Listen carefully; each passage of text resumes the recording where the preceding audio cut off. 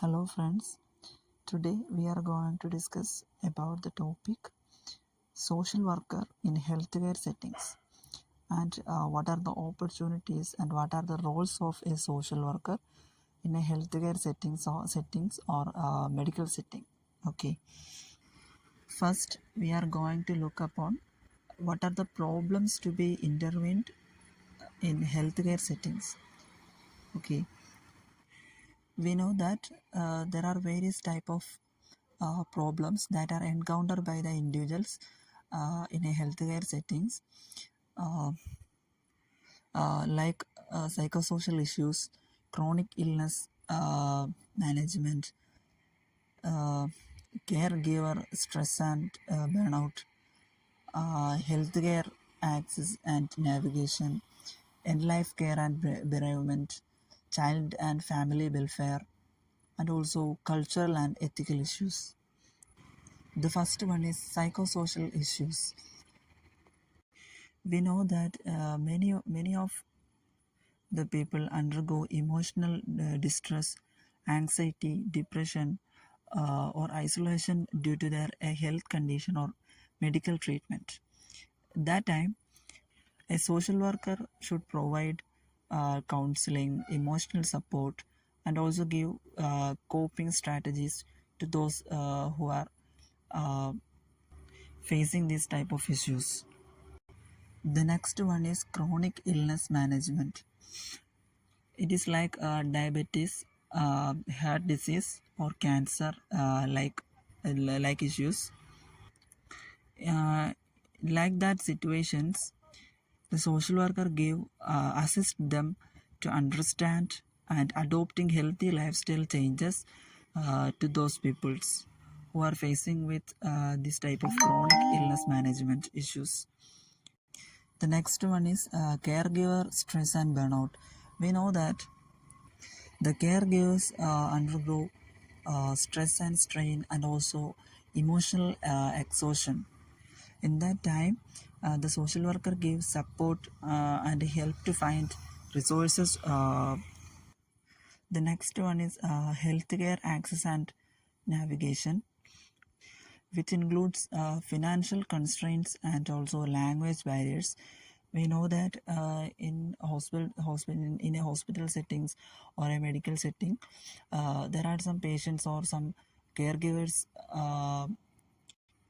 who have some problems with language barriers or some financial constraints. In that time, the social worker help them with some assist and also help them to find some financial resources.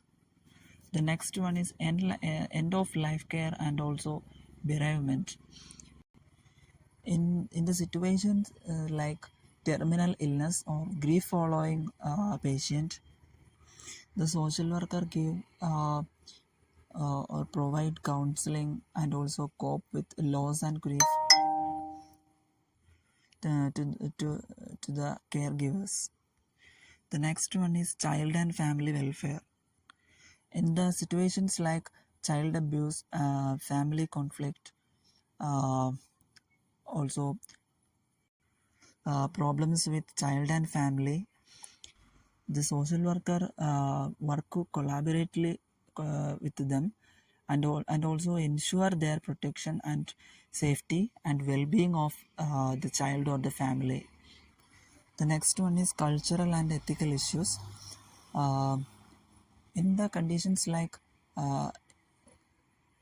there are some cultural dilemmas or conflicts, the social worker address cultural, religious, and also ethical considerations with the client or with the patient.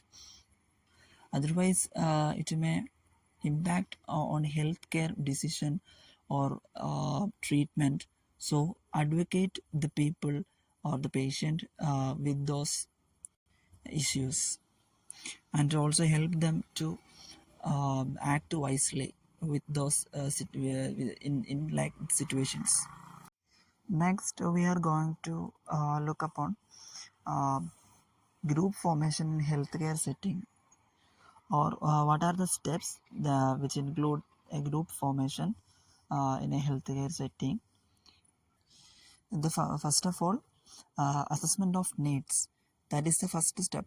And the social group worker should find out what are the needs of the group group or the people included in the group, and make sure that which is a need for the people in the group. Okay, the next one is clear objectives.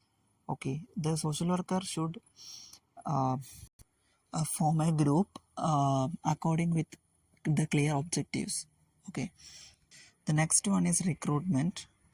The social worker should recruit the people or the patient clients who are needy with the group work.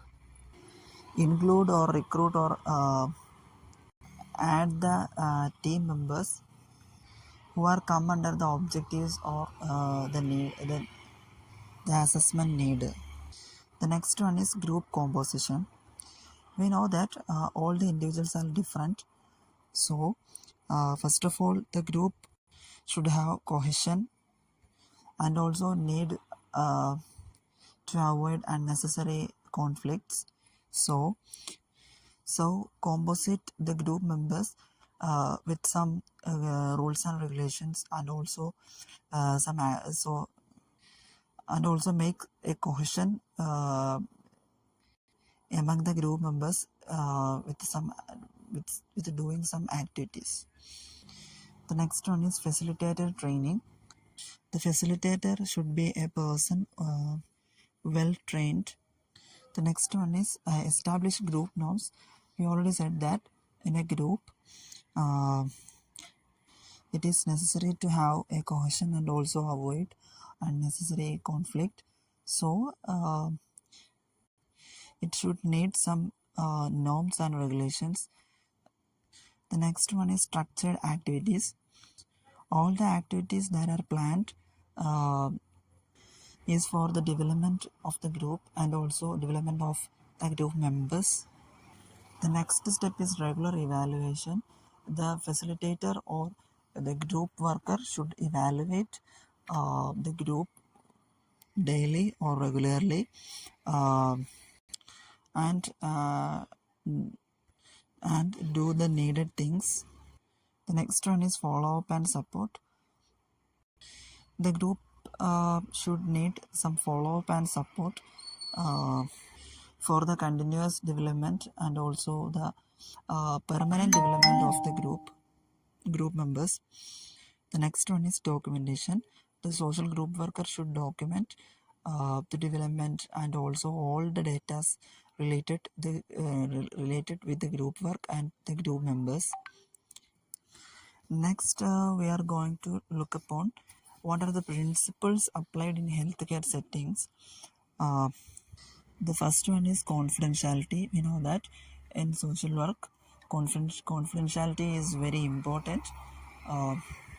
All the data shared by the client should be very confidential. The next one is principles of solution-based group work. That is SFGM-GW. In that, it says that specific about changes and also create hope and expectation in the group members. The next one is create goals and preferred future. Okay, the social group worker should create some goals and also give some advice to the group members and also encourage them to make a good future. Okay, the next one is create cooperation and collaboration with the group members in a group. The next one is look for what's right and what's wrong. So the social group worker should consider and should aware about what is right and what is wrong going in a group. The next principle is principles of communication and interaction patterns. The communication in a group should be modified and also motivated and also feedback session. Feedback session is very important. The social group worker should collect the feedback with all the group members. It is the opinion of the group members with the group activities and also with the group. The next principle is principles of group cohesion. Uh, it says that open interactions. We know that in a group, the open interactions will lead to cohesion. Okay. The next one is non-competitive and also intra-group relationship. It is also make cohesion with the group members in a group. The next principle is principle of social control. It includes that the group should have a group structure, and also in a group the rewards and sanctions are given according to the performance of the group members in a group. The next principle is principles of group culture. It says that intermixing of values. We know that all the individuals are different with their values. So respect others' values also and avoid unnecessary cultural conflicts in a group. Work for the attaining the final goals of a group. The next principle is principle of planning. The group should have, or the social group worker should have a plan with the group members and also the activities of the group. The next one is principle of creating a safe environment.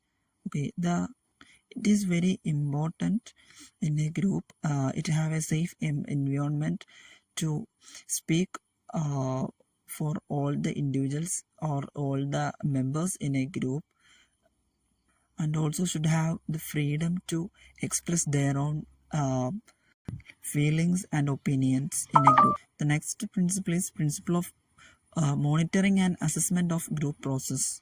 The social group worker should monitor and also assess, also do the regular assessment of the group process.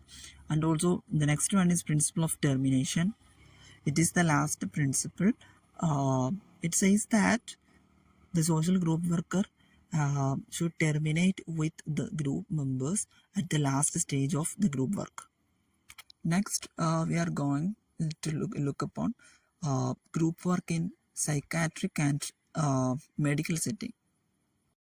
The first step is formulate treatment plans.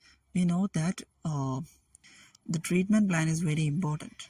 So first of all, make a treatment plans with respect to the patient. The next point is reduce the workload of the doctors. We know that social workers, the social group worker in a medical setting or psychiatric setting help the doctors to reduce their workload through collecting the basic details with the patient and also with the families of the patient, and also collect the financial details and also the other details of the patient. So the doctor have get some more free time to look other patient. The next one is preventive aspects. In many cases, the patient or the caregiver do not know about the preventive aspects. In that time, the social worker should give the advice with what are the preventive aspects. The next one is rehabilitation. Rehabilitation is a very important stage in a medical setting. In most of the cases, the medicines are only react after the rehabilitation of if the person or the patient have some issues with or addiction or any substance addiction like or any type of behavioral issues. The next one is follow-up and the other one is awareness classes. The social worker should give the awareness classes to the patient and also to their family about how to prevent and also how to face the problem. Okay, Next, we are going to look upon what are the roles of social group worker in a healthcare setting. The first one is feel the patients as less isolated. Enable the patients with similar problems to come together and so feel less isolated and alone in facing their problem. The next one is bring feeling of belongingness. In that, bringing about a feeling of belongingness and bring a part of a community which control or which would give them the courage and confidence to adjust to the larger community outside. The next one is mutual acceptance. Work through the problems in an atmosphere of mutual acceptance.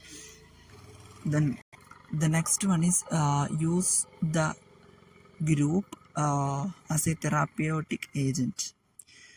Use the group as a therapeutic agent for emotional growth and attitudinal change through the process of mutual sharing. So today we discussed about or studied about the importance and also the role of a social worker in a healthcare setting. Thank you. I hope you all get an idea about this topic. So see you soon. Thank you.